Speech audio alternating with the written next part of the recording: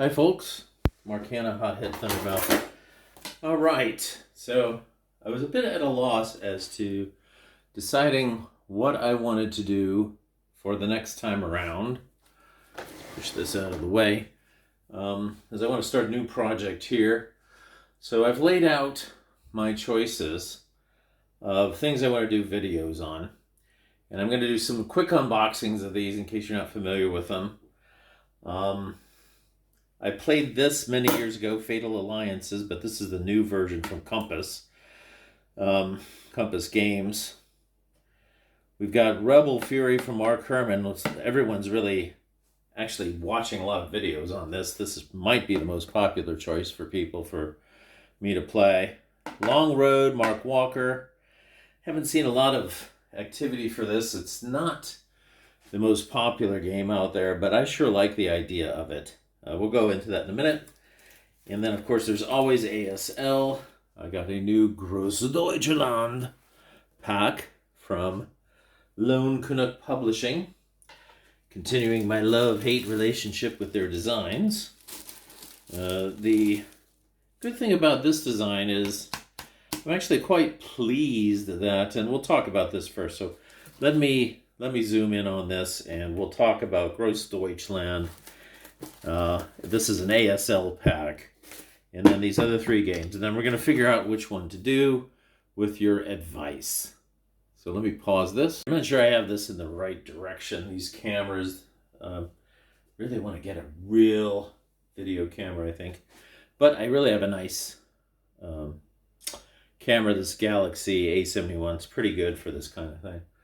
So anyway, Grosse Deutschland Pack 3. High Tide at Kursk. And what this is 11 scenarios with 3 interconnected tactical missions that are compatible with MMP ASL system. Okay? And he used to say compatible with Critical Hit, MMP, and other tactical systems, but everybody knows that it's a product that relies completely on ASL for the most part. So the nice thing about this, he's got these interconnected scenarios. I like that idea. Now, the thing I don't like about his scenarios, though, is a lot of times you'll see stuff like this. 4 squads, 2 crews, bunch of trenches, another 2 half squads. You can roll for reinforcements. Whoop-de-doo, 2 half squads with a 50mm mortar. I mean, where's he come up with these ideas? I don't know. Group 2 is you get extra wire. Group 3, extra mines. Okay? Now, he's even got a scenario with only 2 or 3 squads here. Now, I don't know about you, but I don't have a lot of fun with scenarios that don't have enough squads to count. So the attackers have at least a decent amount, barely. Not even really enough for the attackers. So I'm not as excited about this Grosse Deutschland pack as I wish I could be. He continues to put these smallish scenarios in there. I don't know. I guess some people that play ASL are attracted to this. Let me straighten out this thing. Personally, I just don't get it. So for me, that kind of ruins the interconnected scenario design aspect of the Grosse Deutschland pack. All right. But there you have it. Let's turn it this way. I guess maybe you can see it better, and I'll rotate the view. Might be too late for that. But anyway, there it is. Okay, Grosse Deutschland pack. A sequence of scenarios.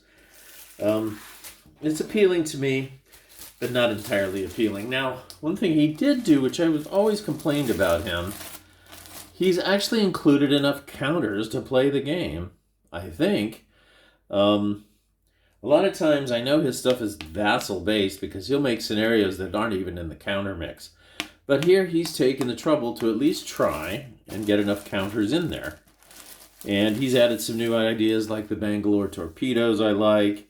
Here's the assault engineers everybody's trying to pawn off now. That's the big thing. Everybody's got new assault engineer squads with a higher exponent. Fine. Okay. Now, I do not know why these third-party developers emulate these counters. I already have enough of these counters. I don't need any more. I'll tell you what you guys need to do is print out a whole tray of shock counters. Why don't you do that? There's not enough shock counters in the game. But I got enough trenches. I got enough anti-tank ditches. Okay, guys, I've got... Oops, I'm poking holes in the thing. I've got enough mines. I've got enough of this kind of stuff. All right? I don't waste my... here's wire. Actually, it's not mines, it's wire. He may need to have extra wire in there. I mean, there's a lot of fortifications in the Kursk scenarios. So, that may not be so bad. But anyway, that's my big bugaboo. Okay, let's move on to Fatal Alliances. Okay, so let's unpack this thing real quick. I don't want to do a mega unboxing. There's so many of those out there where people pour over the charts and say, here's a chart on the Commonwealth setups. Yeah, you know what? I can read. I can see that, okay? So sometimes, I don't know why these unboxings are so popular, but they are. People spend too much time on them. But anyway, this is a nicely designed game. It's based on World in Flames, of course. And these charts are World in Flame-ish, if you're familiar with the game. I haven't played World in Flames for 2 decades, because I've been an Axis Empires fan since then. But, this is a very compelling game, okay? So you got these charts. Here's your construction pool chart, your initiative track chart. All of these are really nice, okay? Morale chart. This is the combats table. He's calling it the 2D10 combat table, which implies that there's another combat table. I think you can have a 6 in World in Flames. I think there's an alternative. Then you got, this is what's daunting me, guys. I've got 6, 7, they even gave me 2 of these. Look at that. Anybody who wants a spare counter sheet, let me know for this Japanese-American thingamabob here, because there's 2 of them. I don't know why they gave me 2. Then there's all the rest of them. Anyway, a lot of counters. That's a lot to deal with. Okay? Now, as it turns out, I got this game. This was one of the original ones from Compass Games. And in Compass Games, they forgot. I don't understand how Compass Games operates. They're always forgetting critical information in their games. It just cracks me up. So, back in the rules here, I'm trying to find it. There are rules for forts in here. Let's see, forts. Fortifications, 21.6. So near the end of the game, end of the thing, here we go. Rules for fortifications, okay? But what's missing? What is the ubiquitous thing about World War I that is missing? Yes, my friends, there are no rules for trenches. They left out the rules for trenches, and they had to do a quick errata a couple of weeks later, or something. I don't know. I wasn't around when they did this in 2016. I just got Fatal Alliances because I liked it at the time. Okay?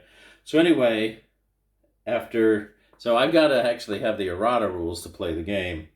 And trenches are, actually, I'm not happy, but maybe I'm not sad about how they represent trenches. What you do is you take a core and you rotate it 90 degrees facing the enemy or something. And if they're all facing the enemy or east or west or whatever, that means they are entrenched and they get certain benefits.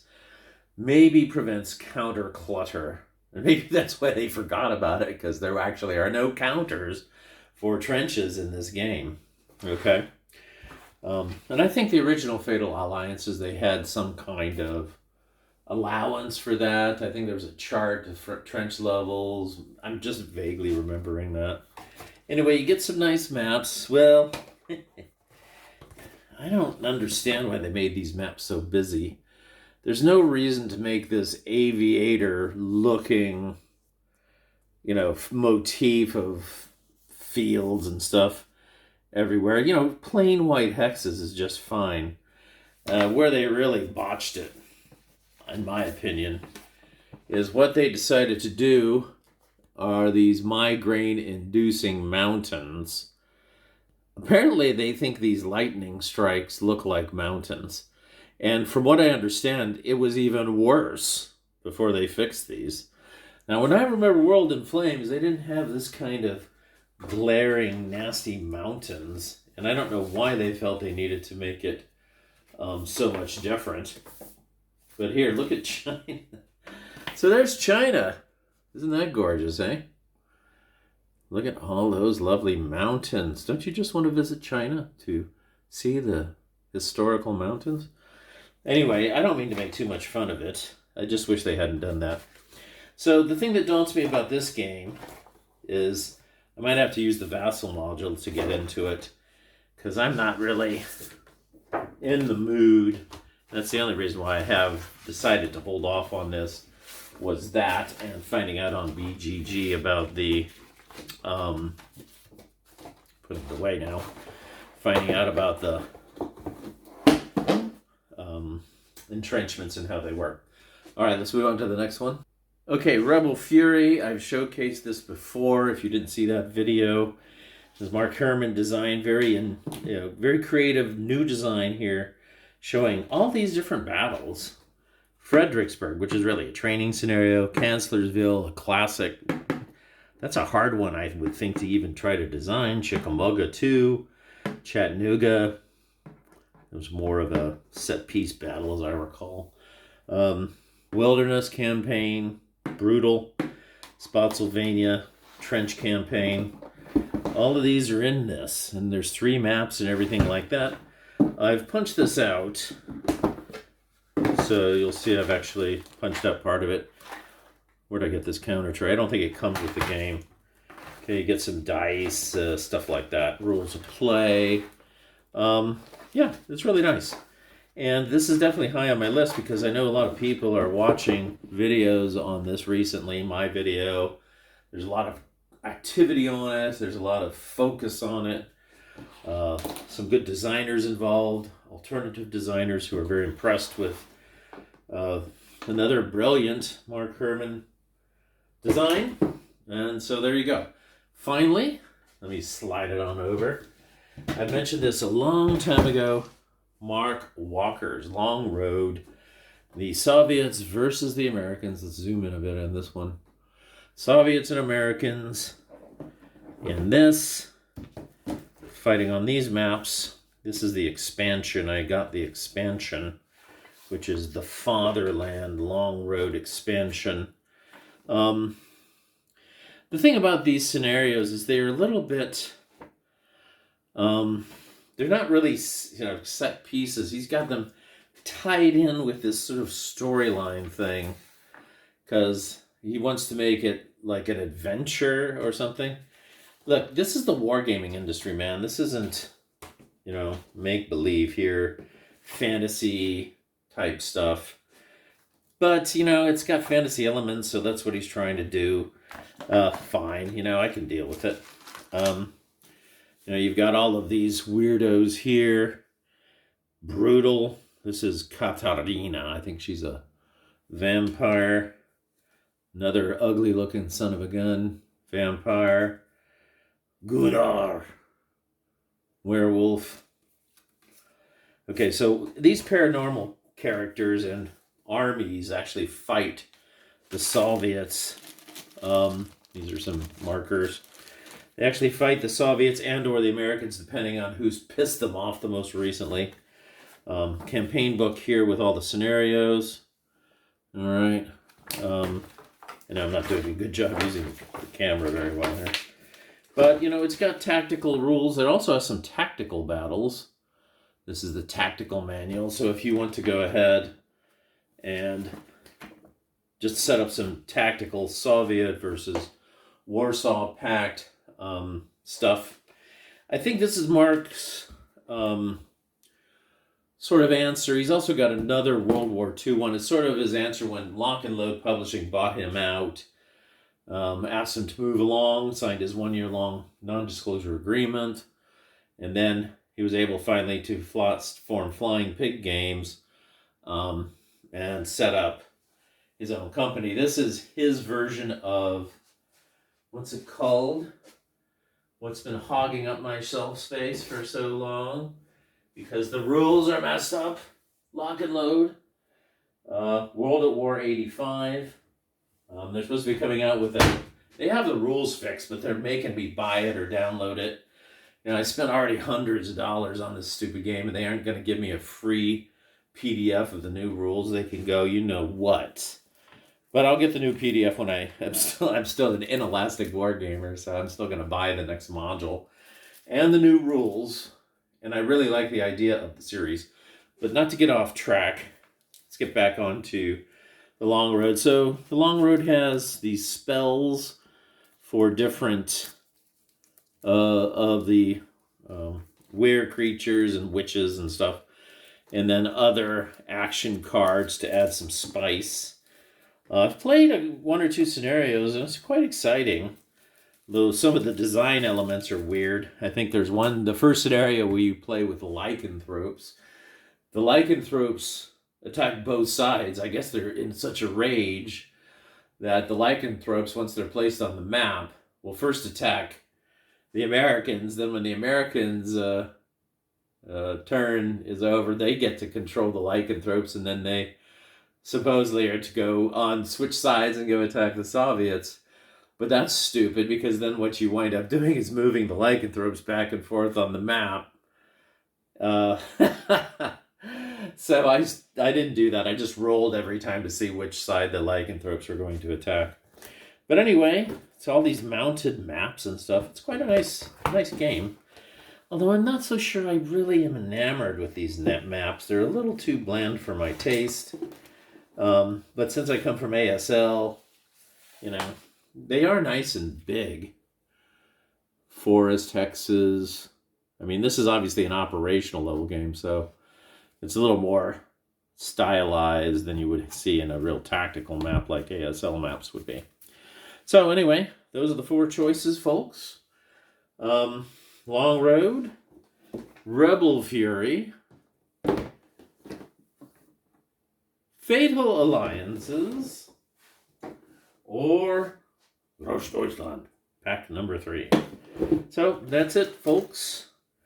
It's a quick, I'd have to say quick and dirty and easy and fast video. Not a lot of stress involved in making this particular one. I'm not even going to put my face on here. I'm just going to load this thing up right now. Thanks for listening. If you give me feedback, I'll act on it. And thank you for your time. Enjoy. Hit the like button, subscribe, send donuts, whatever you want to do if you like it. If you watched this whole thing and you made it to the end and you hate it, you didn't like it, whatever. Thanks for watching anyway. Bye.